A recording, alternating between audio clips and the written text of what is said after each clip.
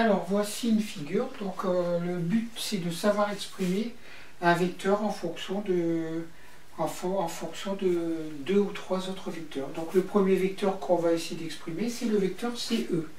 Donc, le vecteur CE qu'il faut exprimer en fonction de AM, AB et AE. Alors, pour faire ça, on va d'abord, j'ai pris mon crayon rouge pour voir un peu ce que je peux écrire. Je sais que M, c'est le milieu de la face ABCD. Donc je sais que M est milieu de AC et c'est le milieu de BD. Hein, donc voilà.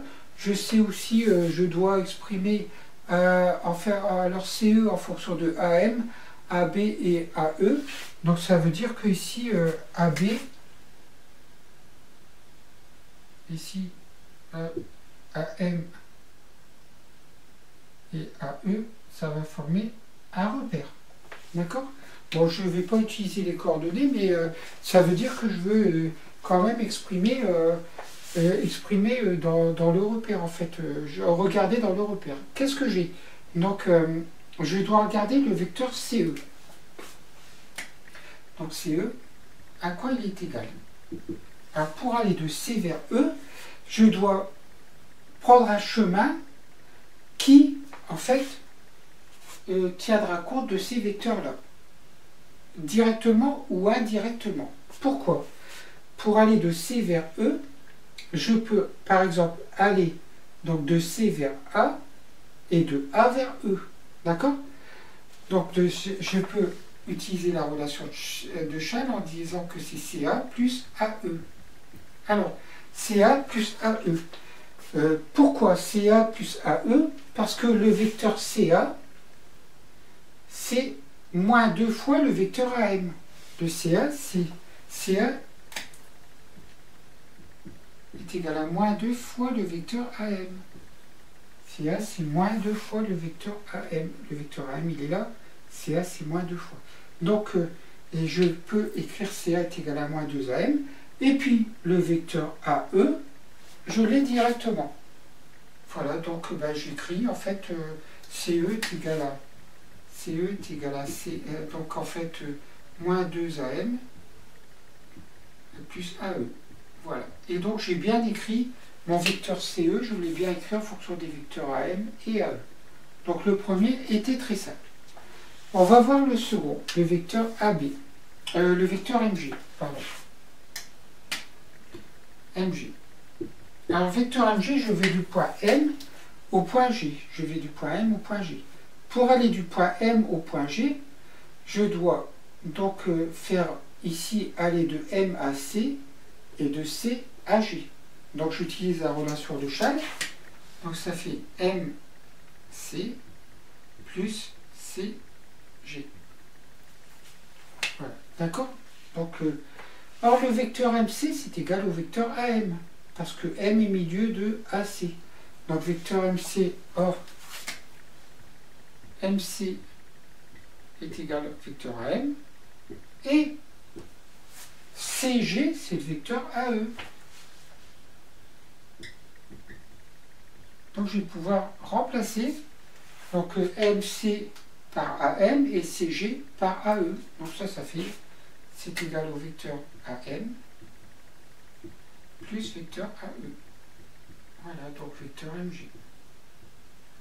Vecteur AM plus vecteur AE. Et ça fait le vecteur MG. Voilà.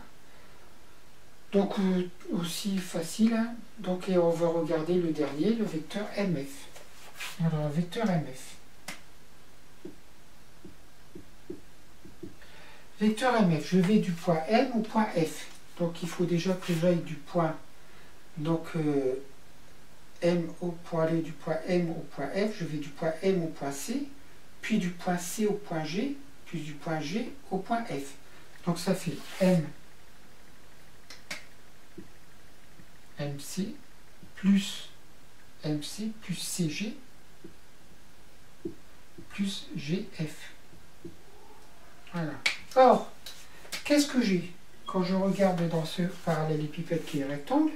Donc, MC, c'est égal à quoi? MC, c'est égal à AL. Donc, ça, on l'a déjà vu tout à l'heure. ça fait AM. Donc j'ai déjà mon AM ici.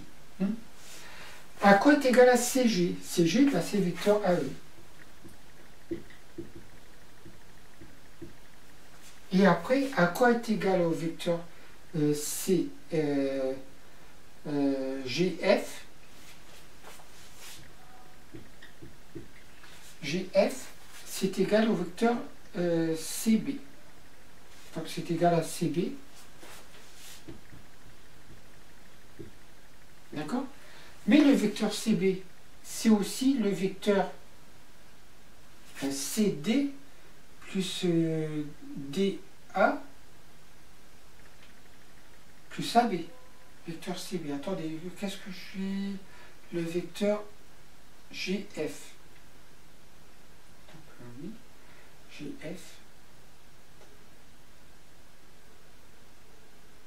Et donc je vais devoir l'écrire en fonction de plusieurs vecteurs. Le vecteur GF, c'est égal au vecteur CB. Donc c'est aussi le vecteur CA plus AB.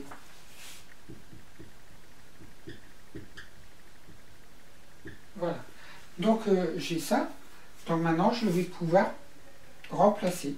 Donc alors ici, vecteur MF, ça fait MC, ça fait AR, c'est bon. J'ai mon AM, plus CG plus AE, pas de problème. Plus, alors, CA, donc c'est moins 2 fois AM. Donc plus moins 2 fois AM. Voilà. Plus AB, ben plus AB, AB, je l'ai là. Voilà. Donc, alors, j'ai bien en fonction de AM, AE et AB. Donc, j'ai AM moins 2 fois AM, ça fait moins AM, plus AE, plus AB. Voilà, donc j'ai bien écrit le vecteur MF en fonction du vecteur AM, AE et AB.